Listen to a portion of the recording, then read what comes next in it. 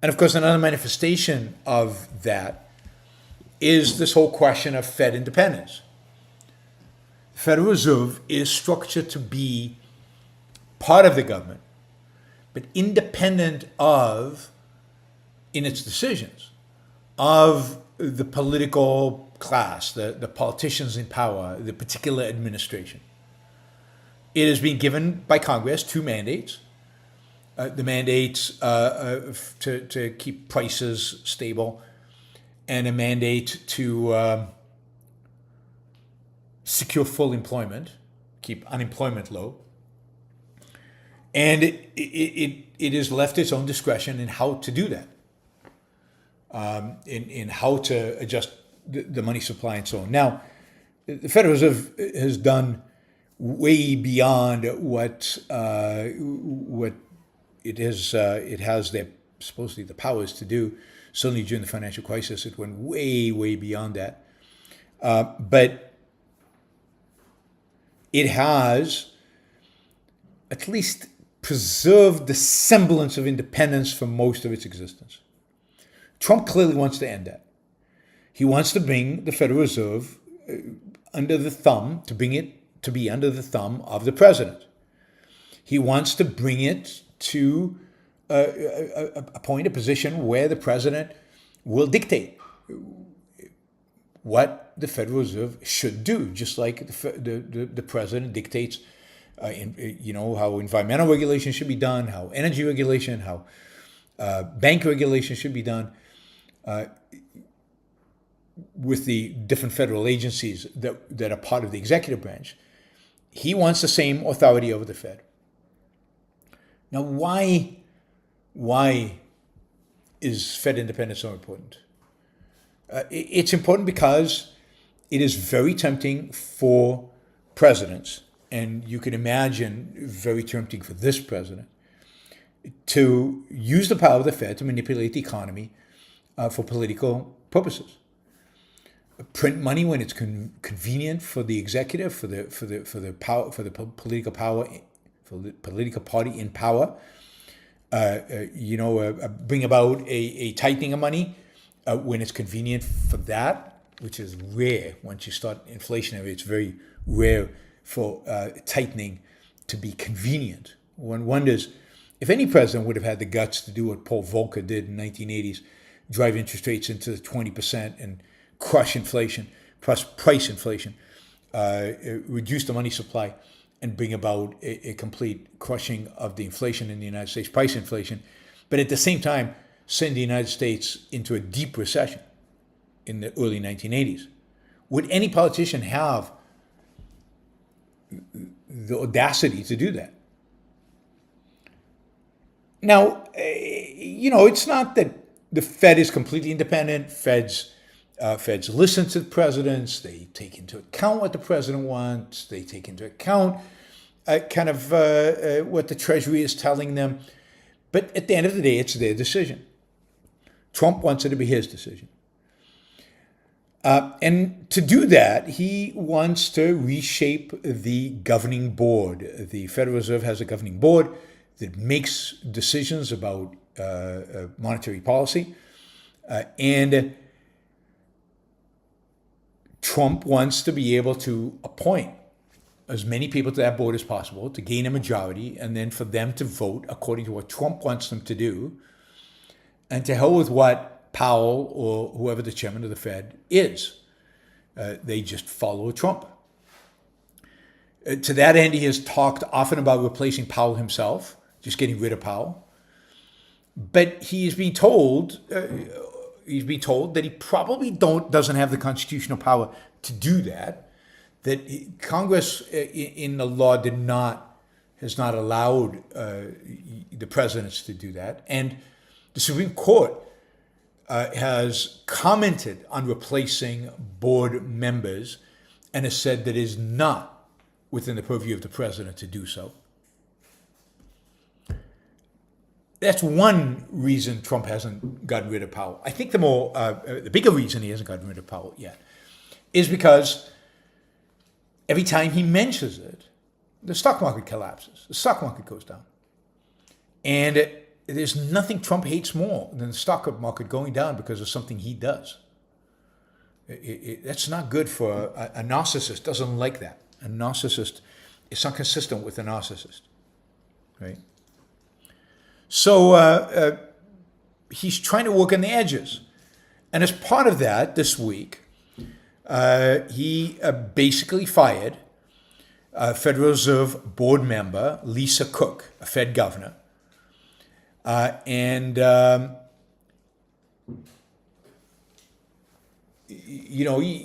fired her. Now the claim is that she has broken the law, that she, in a mortgage application, lied in the application about whether this was a primary residence or not.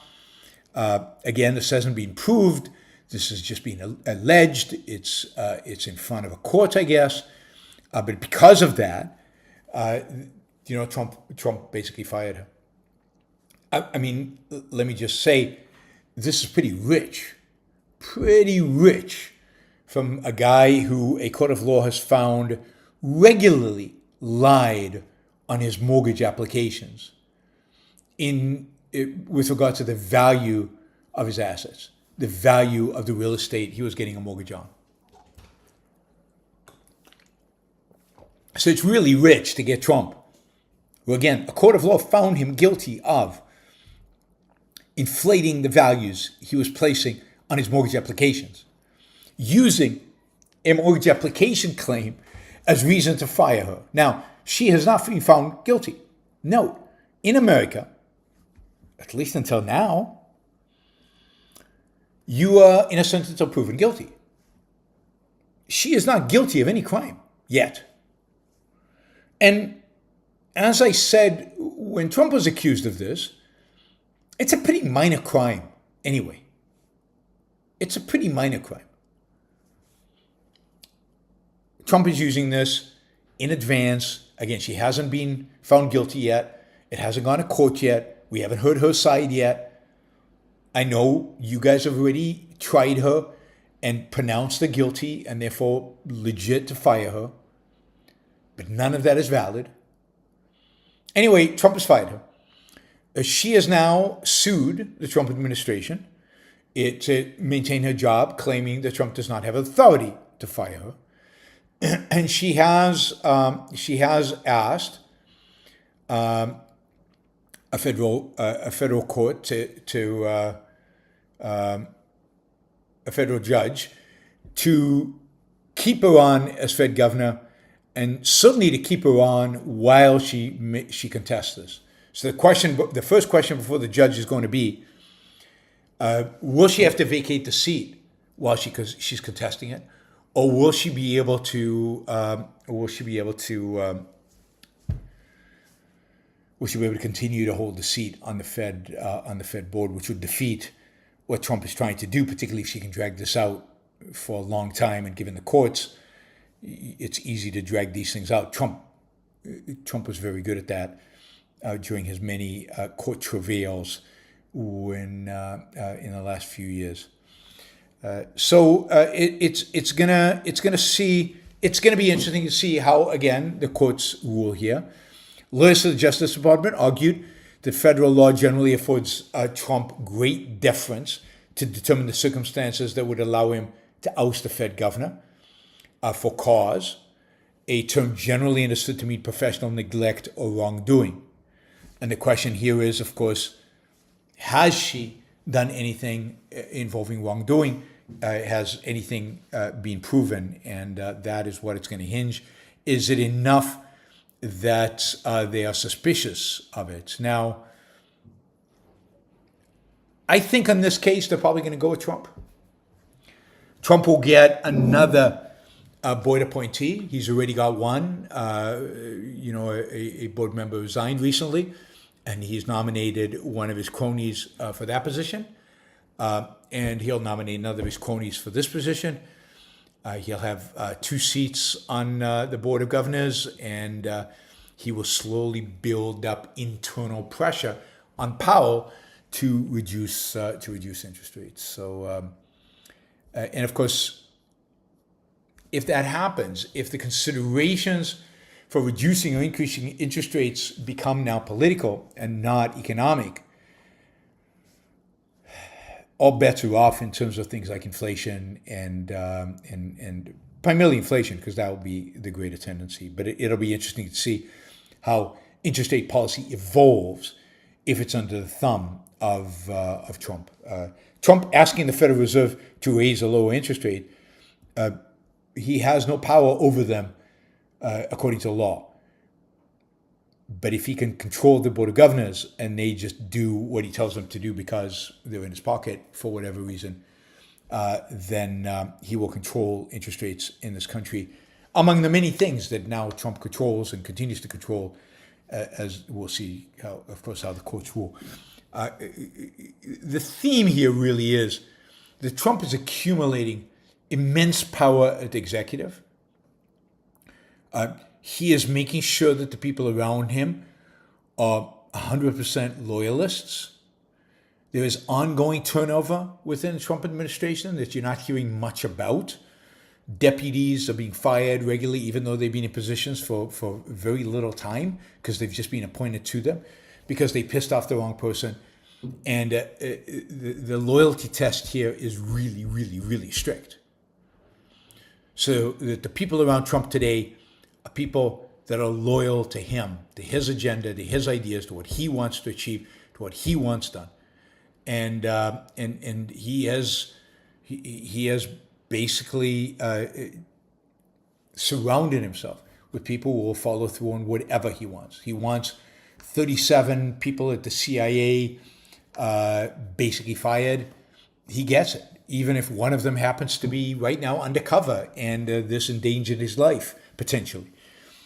He wants it, and nobody asked the CIA or the director of the CIA. He just tells Tulsi, get it done, and Tulsi sends out the notifications and then makes it public, including naming the guy who was undercover, his name public, and the CIA flips out.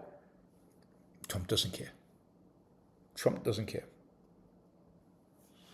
So if the job of the president is total control, if the job of the president is to become an authoritarian, if the job of the president is to basically, disregard the Constitution and take all powers onto himself, then Trump is doing his job. But Trump is, exceeding his constitutional rights. Certainly, under my interpretation of the Constitution, he's way exceeded them, but then so has every president the last 100 years. But even by the interpretation, I think, of most courts today, he is far exceeding his authority, and he is destroying the ability of the U.S. government, I think, to function objectively and well. The kind of people he is firing are not people who are being fired because they're not good at their jobs. They're people who are being fired because they disagree with Donald Trump, because they don't buy into his agenda, because they're not 100% acolytes of this president, because they won't kiss his butt. That's the standard by which they're being fired. So, Trump is not, this is not a case where he is replacing people who don't do their job with people who are better at their job. This is the case, for example, the CDC director. She was a Trump appointee, but she refused to do some of the wacky stuff that RFK wants her to do. So she was fired and replaced by somebody who will do whatever RFK tells him to do. That's the standard.